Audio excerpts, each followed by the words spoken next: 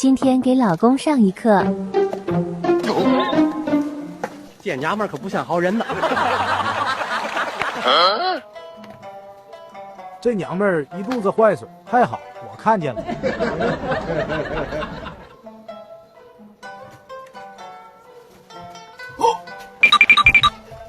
哪个是呢？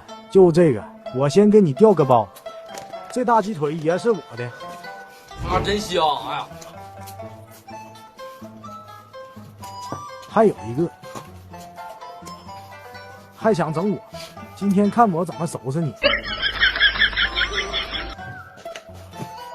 一口都不给你留。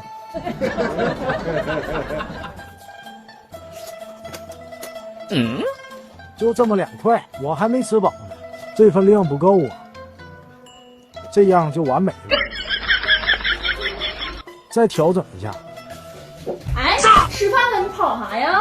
啊，媳妇儿，我看你没在，我不是没敢吃吗？啊，吃吧。你要疯啊！你天天吃饭抢，我这不还给你留2个呢吗，媳妇儿？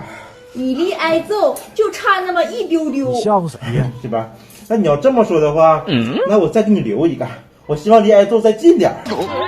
哎呦我天！你可真不要脸，有一个总比没有强。你这口小了，没咬到啊？有人。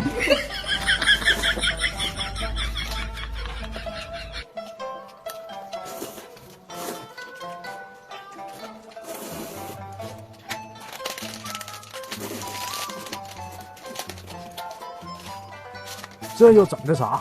赶紧吃得了。这个可不能让你发现了。你既然想吃，那我就让你吃个够。来，把我这个给你，正好我喝酸奶就喝饱了。那我就不客气了。还好我藏了鸡腿。看样子我得引你上套了。你别笑。让你贪吃。你又整我，跟我有啥关系呀？这回你该没有防备之心了吧？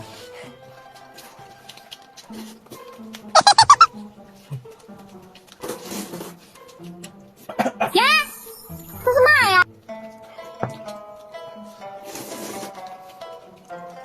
你肯定想不到我这里还有藏货。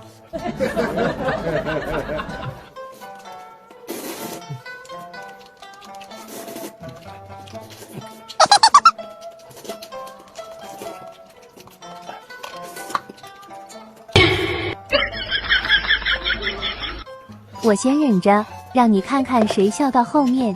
呀，媳妇儿，你咋还整个破骨头藏起来了呢？我寻思你在这盗啥宝贝呢？这是，你咋能拿骨头当宝贝？从今以后，一口饭你都别想吃了。